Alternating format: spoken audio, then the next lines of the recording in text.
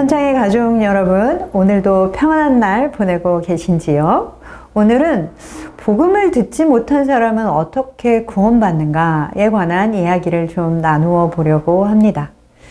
예수 그리스도만이 구원에 이르는 유일한 길이고, 그렇기에 예수를 믿지 않는 사람에게는 구원이 없다라는 것은 기독교의 중심 진리입니다.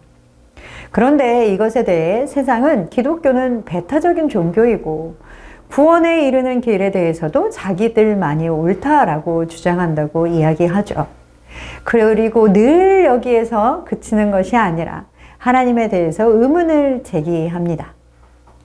예수님이 오시기 전에 살았던 사람들이나 혹은 예수님이 오신 이후에도 예수 그리스도의 복음을 한 번도 들어보지 못하고 죽은 사람들은 어떻게 구원을 받을 수 있습니까? 라고 질문합니다. 만약 도덕적으로 너무나 모범적인 삶을 산 사람이 예수의 복음을 듣지 못했다라는 이유만으로 지옥에 간다면 그들을 지옥으로 보내시는 하나님의 심판은 공정하지 못하다라는 것이죠. 왜냐하면 그들은 복음을 들어볼 기회조차 얻지 못했고, 그렇기에 그들에게는 선택할 기회가 주어지지 않았다라는 것입니다. 그렇기에 하나님은 공의로운 신이 아니라고 주장합니다. 그러나 우리는 신학적으로도 그리고 교리적으로도 이 부분에 대한 어떠한 확언도 할 수는 없습니다.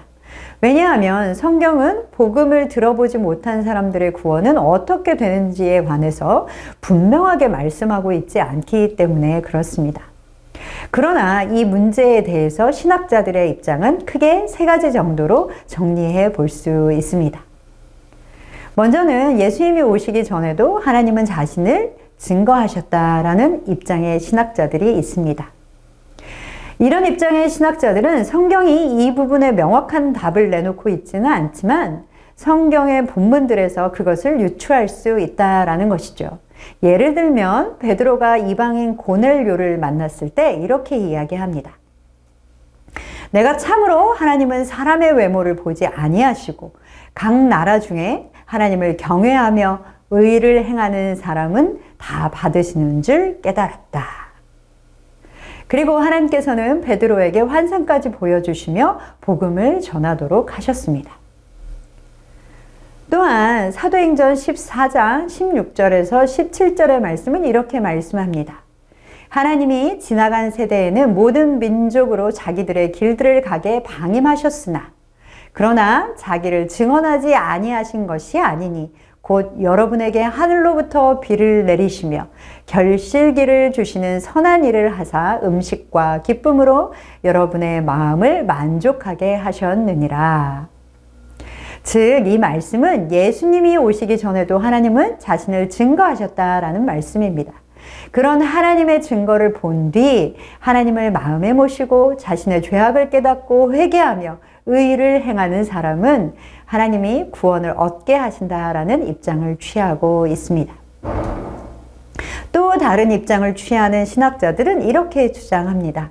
하나님이 예수님을 보내시기 전에도 자신을 계시하고 증거하셨다라는 것은 인정하지만 그 계시가 구원에 이르게 할 정도로 충분한 계시는 아니다라는 것입니다. 더 나아가서 이미 인간은 원죄로 타락한 상태이기 때문에 그들에게 구원의 복음을 들을 기회가 주어지든지 주어지지 않든지 모든 사람은 이미 영원히 멸망할 수밖에 없다는 것입니다.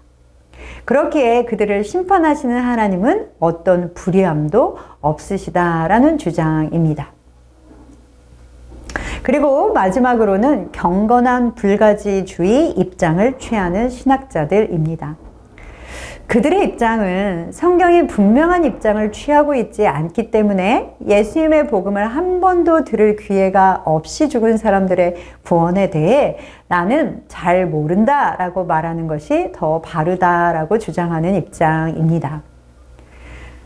그러나 사랑하는 성도 여러분, 변함없이 분명한 사실들이 있습니다. 첫 번째는 하나님은 여전히 의로우신 분이시기에 그들을 결코 불의하게 다루시지 않으신다라는 것입니다. 두 번째는 예수님이 오셔서 죽으시고 부활하신 이후에 그 이후의 세대를 살아가는 우리에게는 오직 예수 그리스도만을 통하여 구원을 얻는 것이 하나님의 뜻이다라는 사실입니다. 그리고 마지막 세 번째는 그렇기 때문에 우리는 더 많은 사람을 구원으로 인도하기 위해 더욱 열정적으로 복음을 전해야 한다라는 것입니다. 사랑하는 선창의 가족 여러분, 이것으로 분명한 기준을 세우시는 여러분 되시기를 소망합니다.